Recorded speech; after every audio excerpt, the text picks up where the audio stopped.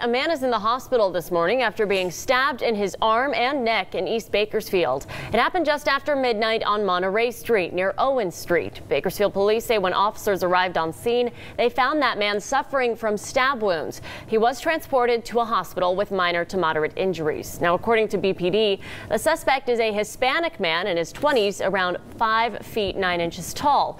The suspect rode away on a bicycle. If you have any information, call BPD at 327-7111.